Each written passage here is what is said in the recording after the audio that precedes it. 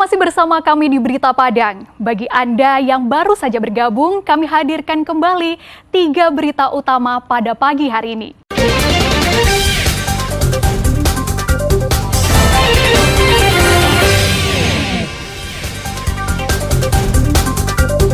Satu tahun buron, residivis begal di Padang ditangkap polisi.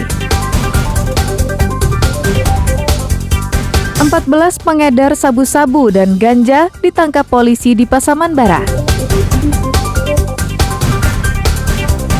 Edarkan ganja untuk remaja kampung, 2 pengedar dibekuk polisi.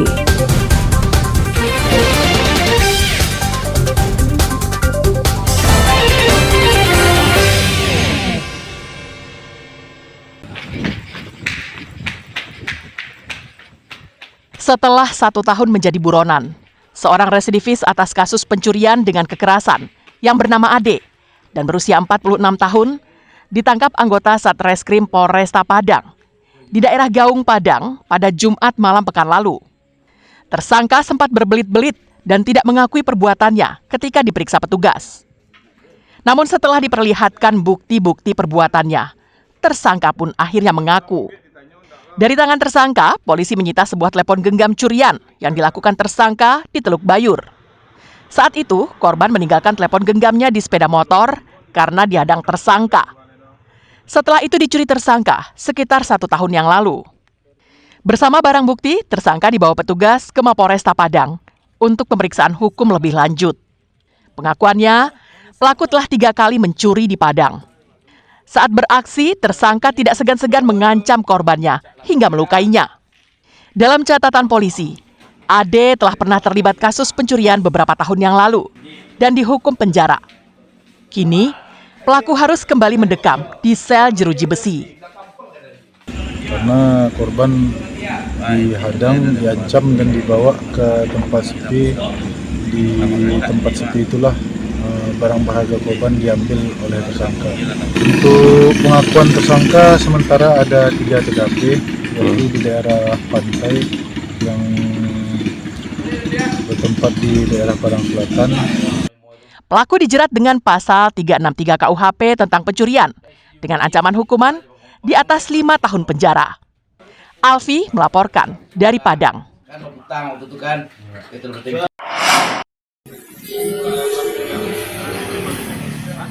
Tim Opsnal Satres Narkoba Polres Pasaman Barat menangkap salah seorang montir sebuah bengkel motor di Simpang Bandarjo, Kecamatan Pasaman, Pasaman Barat, pada Rabu pekan lalu.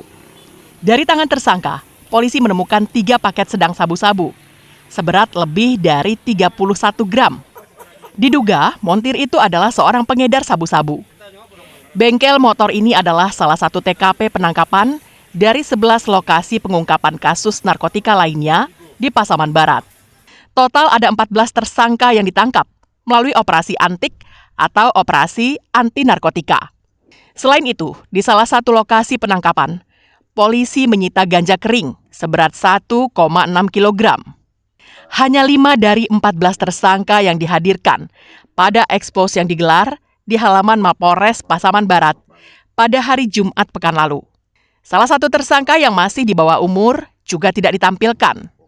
Selain barang bukti sabu-sabu dan ganja kering, polisi juga menyita barang bukti lainnya, seperti telepon genggam, timbangan, uang tunai, serta sepeda motor.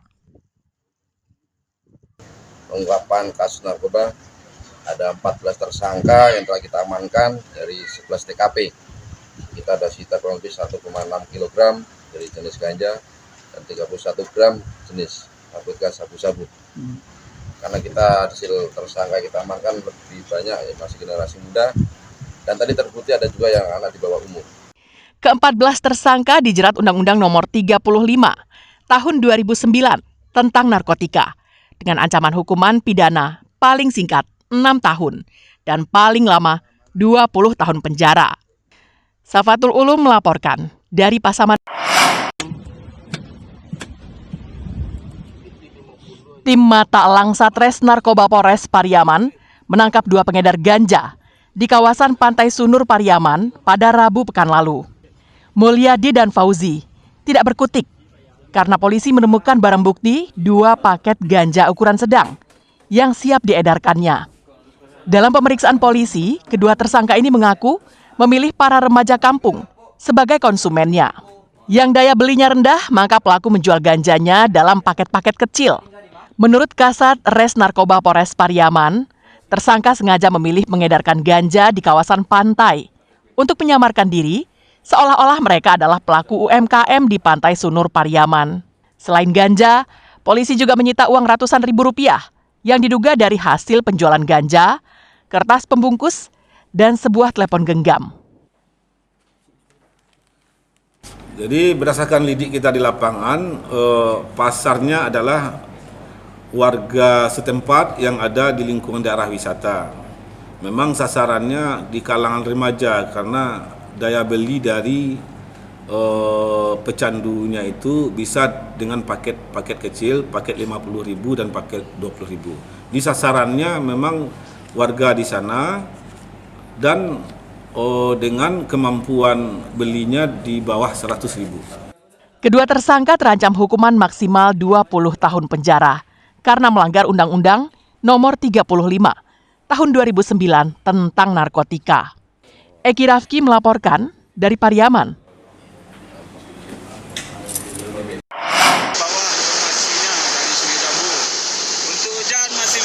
Debit air di Sungai Batang Malana yang berhulu dari Gunung Marapi meningkat pada Jumat malam pekan lalu setelah puncak Marapi diguyur hujan deras. Sejak Jumat sore pekan silam, air Batang Malana telah menunjukkan perubahan yang awalnya jernih berubah menjadi kecoklatan. Puncaknya pada Jumat malam, debit air meningkat yang disertai dengan pasir. Peristiwa ini juga membuat ratusan warga Kampung Jawo, Jorong, Pabalutan, Kecamatan Rambatan, memilih mengungsi.